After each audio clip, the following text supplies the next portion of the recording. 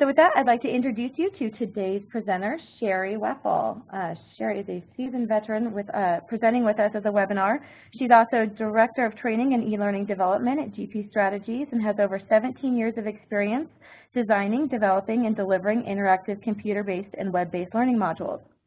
Her role is to drive innovative ISD techniques into the processes and provide valuable input on the state of the learning and best-in-class practices. Sheri completed her MS in Learning Sciences and Technology with a focus on gaming for instruction at Lehigh University. She also has earned an MS in Instructional Design and Development from Lehigh University and a BS in Art Education from Kutztown University. So with that, Sheri, I'm going to go ahead and turn presenter rights over to you. Fantastic. Thanks so much, Kayla, and thanks everybody for joining us today.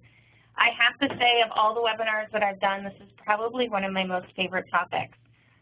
Let me just jump ahead, and we're going to do a quick poll.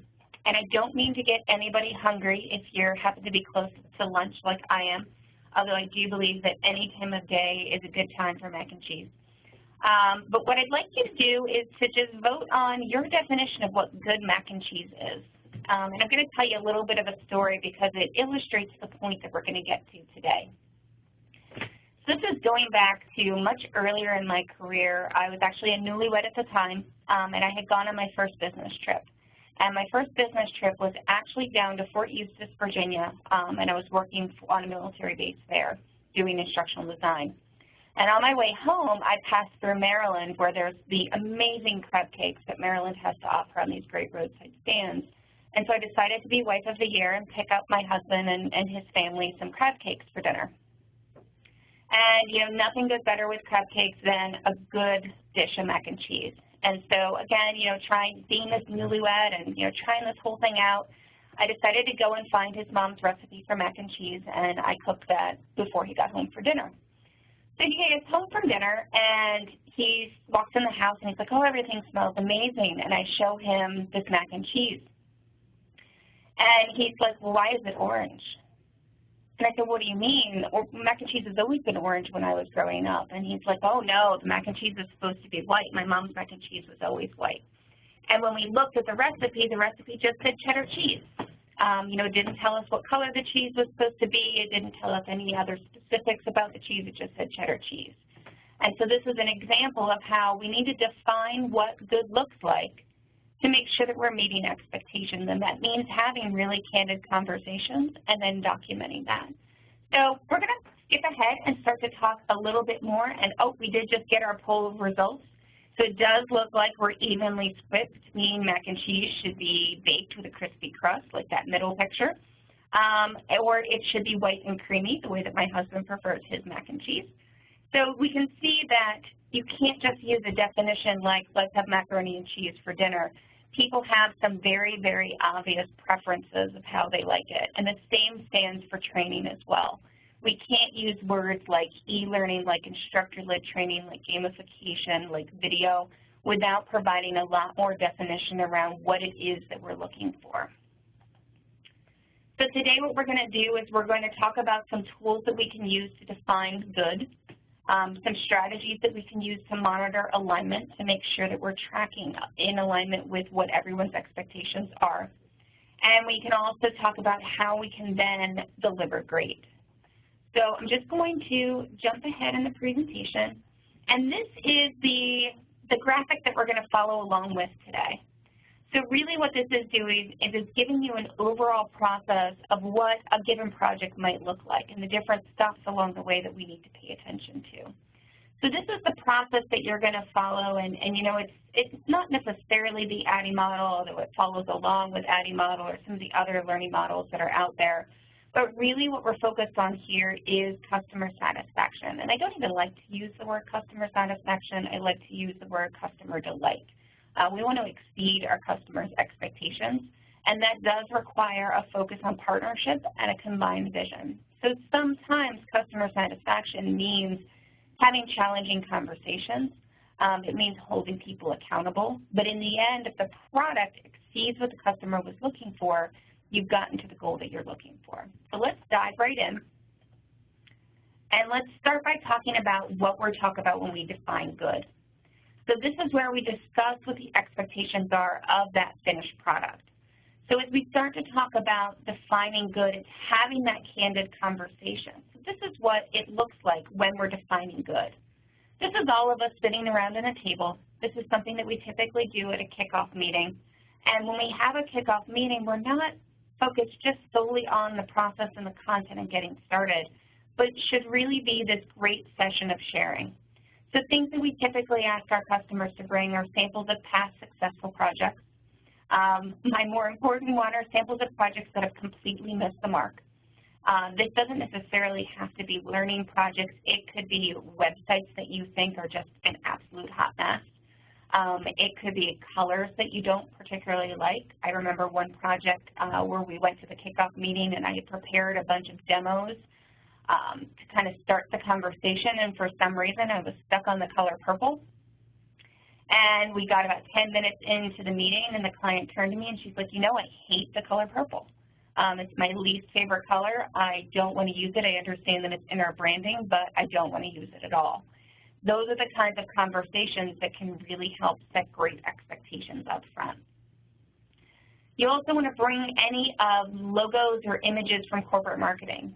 If any of you work with a corporate marketing, like I'm very blessed to work with a really great corporate marketing team internally here at GP, I find that as long as I adhere to what the guidelines are that are already set, things move a lot quicker and a lot smoother. What you don't want to do is develop something that's not in accordance with what your corporate branding looks like, because that's going to get you a lot of trouble down the line and a lot of rework later, adjusting things and moving things. I've grown to actually love the colors that are in our corporate color palette, and you'll even see that in the graphics that I'm using here, they're colors that I just use all the time by naturally now. You also want to have that open mind and that candid conversation. So it's a time to really be open and honest with people. It's not a time for pleasantries necessarily. You know, you're not necessarily just looking to impress and have this positive, happy conversation, but it's being really honest about, I like this, I don't like this, you know, this we definitely don't want to do, oh, I saw this, this was really cool, and start to blend and meld together what that expectation is for the finished product. It's really helping capture that vision so that everybody has a shared view of what the future is going to look like for whatever the product is, whatever kind of training or software or whatever you're making, whatever the end product is, having a shared vision of what that looks like. Now, that conversation isn't necessarily difficult to have, but where you get into trouble is keeping that vision throughout the life cycle of a project. So particularly if you change ownership and stakeholders, particularly if, and I find that this happens all the time, you know, if you have a longer project that's maybe a couple of months, and maybe in month 2 you see some new, what I refer to as the shiny object, or something new that catches your eye, and you want to morph your existing project that you're in process with to look more like this website that you just saw. That can be very problematic to keeping things in scope, keeping things on timeline and on budget. So the next thing that we really want to be focused on is documenting good. So taking all of that feedback that we had talked about in that kickoff meeting and that defining session, and really documenting what it is that this end product should look like. And you really want to get down to the nitty-gritty and make sure that everybody signs off on it, so that if you do get a new business partner, you know, somebody new comes to the review cycle, it's really a partnership to come to the table and say, you know, this is what we've agreed upon.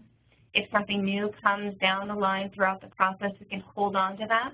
Maybe incorporate some things later on. We'll get into innovation. Or maybe just hold on to that for maybe the next project that we work on and kind of see this one in through fruition.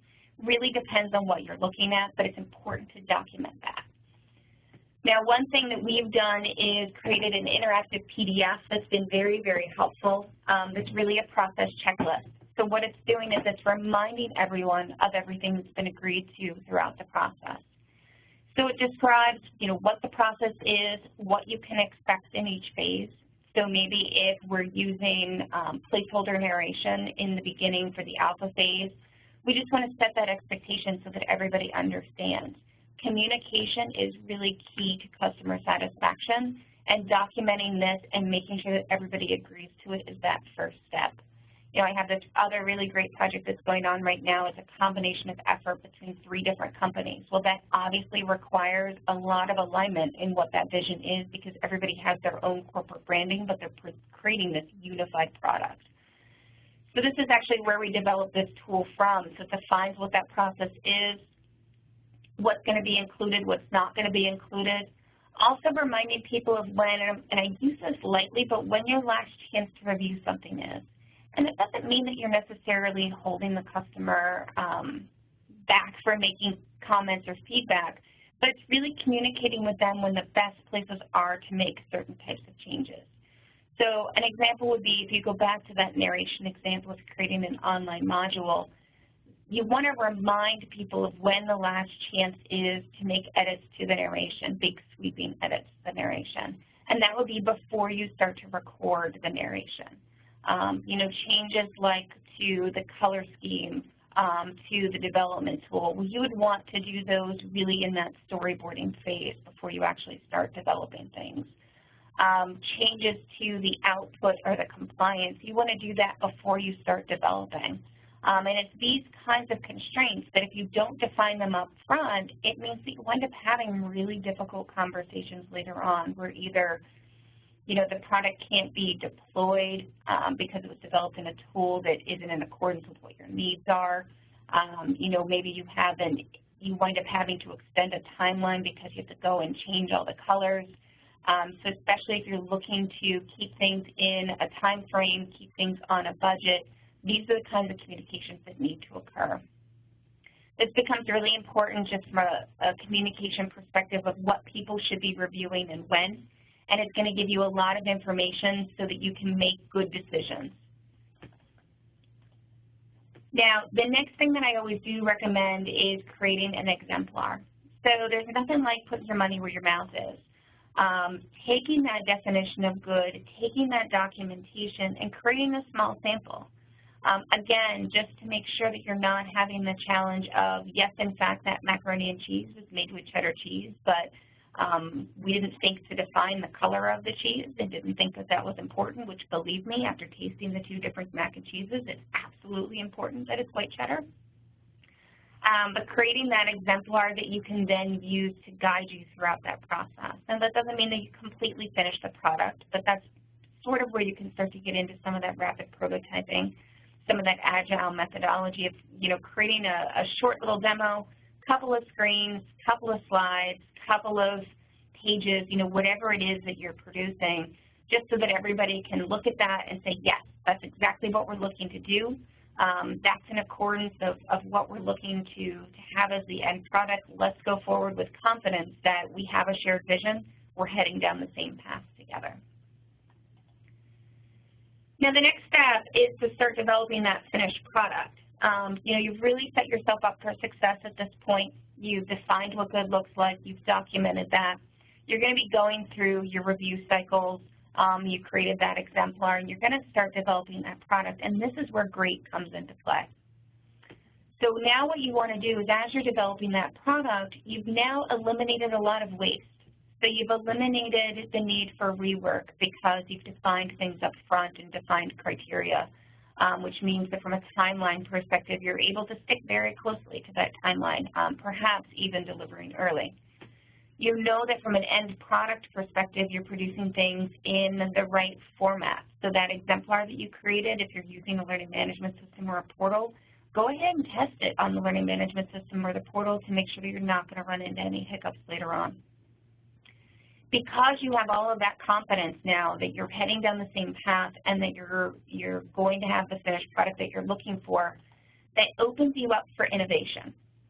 So when we think about innovation, it's that value add. So whenever we have products that are going along this process and we've defined everything and we're working together as an integrated team, this is a great time to start to look at different types of innovations that you can incorporate. We want to make sure that it's something that's going to add to the learner experience. So when we think about innovation, we get back to that table and we sit around again and say, okay, we have a little bit of flexibility, we have a little room in the scope, we have a little bit of time.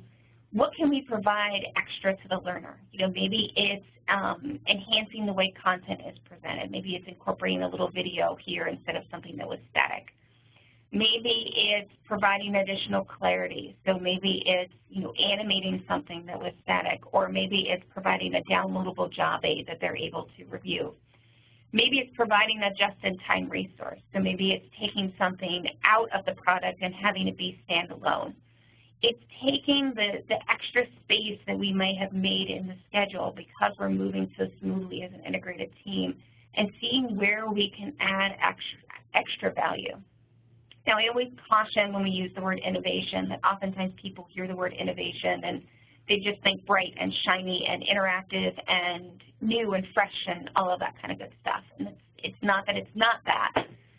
But when we are talking about innovation, we want to make sure that we're adding value. We want to keep our learner in mind and not just create something that's cool. We want to create something that is going to get us to our end goal faster. It's going to provide more support to the learner. It's going to be something that we have the ability to repurpose and reuse. And really, because we're, again, working so closely together, we have room for that. So we have room to exceed those expectations and deliver something that's beyond just what that definition of good was and be something closer to what great looks like. Now, in order to do that, you know, we need to make sure that we're also adhering to those review process guidelines, because it's so easy as you look at a piece of work over and over again to continue to kind of rethink things and retool things and provide additional feedback. It's important to understand a lot of what we had discussed up front from the documentation perspective of what people should be reviewing and when. So again, a part of that interactive PDF that we had discussed before was identifying what those criteria were from a review cycle perspective.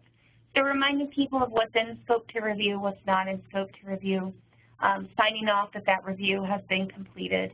And what we actually recommend is that both the designer or developer and the client do this at the same time.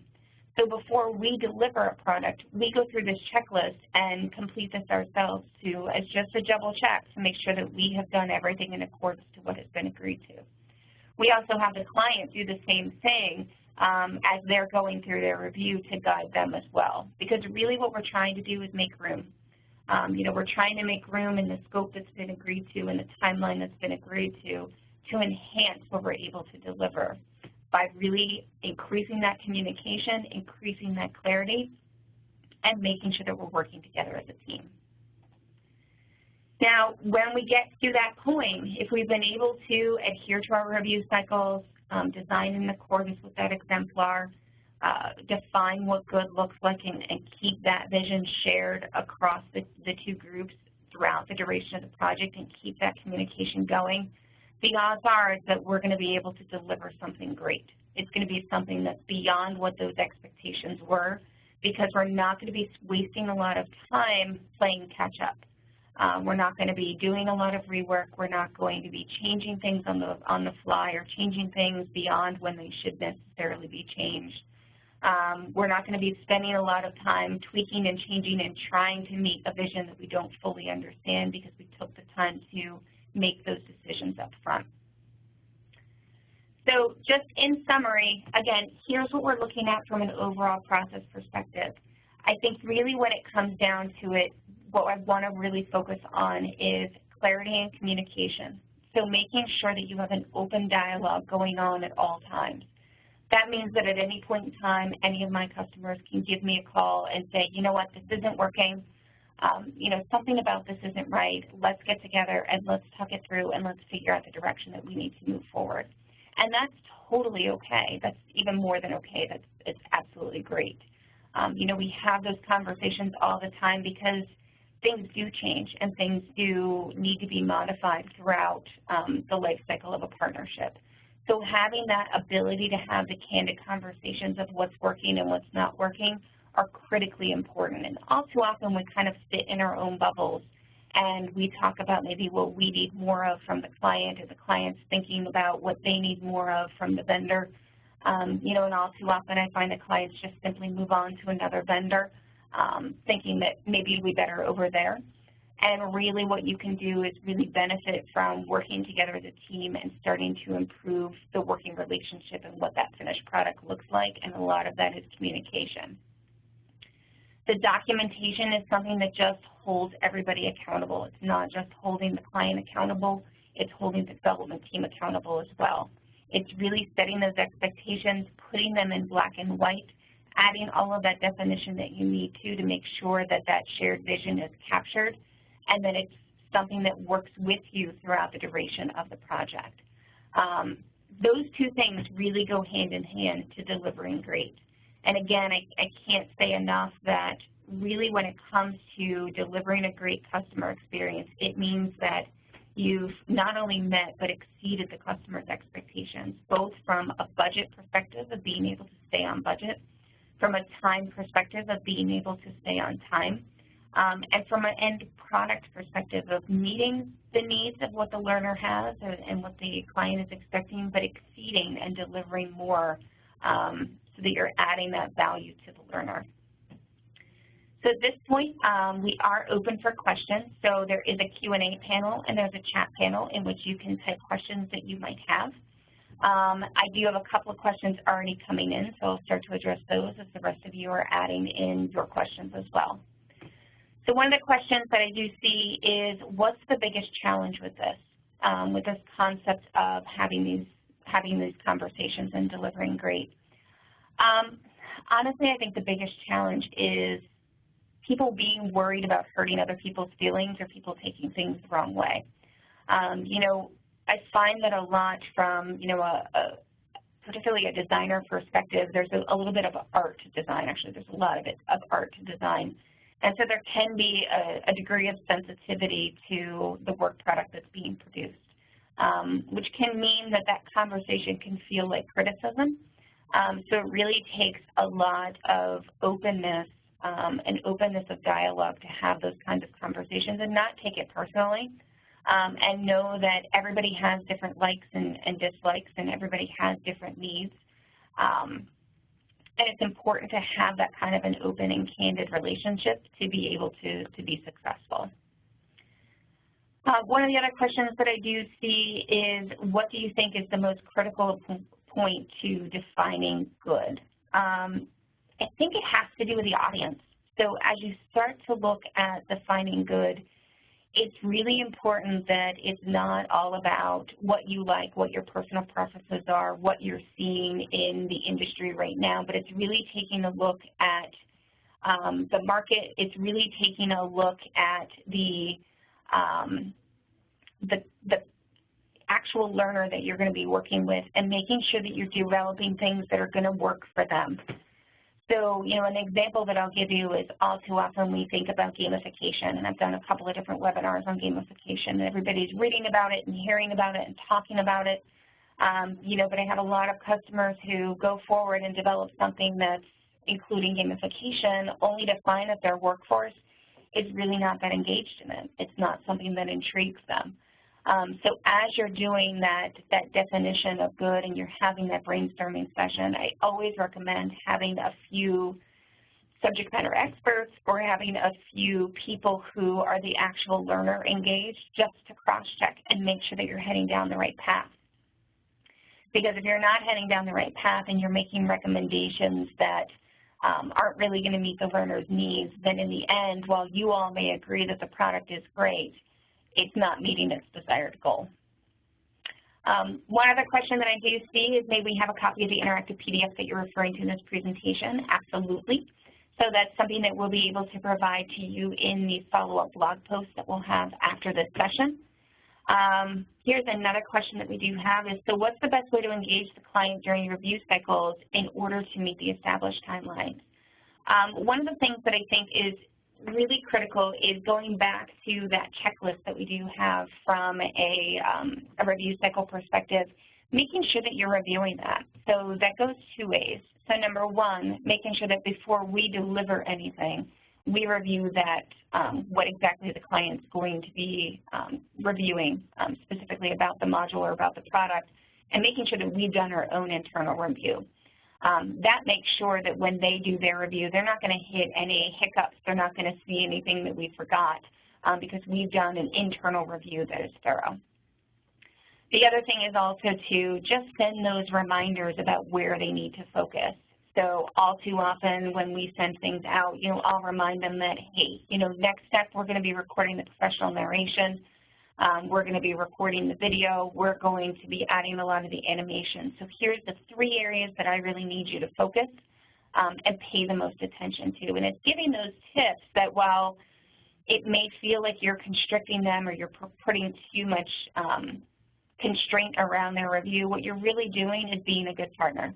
You're really providing them with more information about how to be successful, how to keep themselves on time and on budget, and ultimately a client who gets a great product that's delivered on time and on or under budget is going to be a happy client every day. So at that point, I think that does wrap up our Q&A. Unless anybody has anything else, I will turn this back over to Kayla. Great, thanks, Sheri. That was a great presentation and great questions, everybody. I'm going to leave the Q&A module open for now. We're not going to address them on the call. But what we will do is if you have a question, go ahead and keep them coming in, and we will be addressing them in a follow-up blog post where Sheri will be addressing today's key takeaways and some of the Q&A that we discussed. I'd also like to remind everybody that the recording and slides from today will be sent to the email address that you registered with, and that'll be sent out within 48 hours. And thank you again, Sheri, for your great presentation. Thanks everybody who attended for your time and attention, and we do hope that you'll join us again for our next session, which is on achieving operational readiness in your CapEx project. This will be on September 14th, so we've got a few weeks. Wish everybody a happy Labor Day if you're here in the States, and we'll see you next time. Thanks, everyone.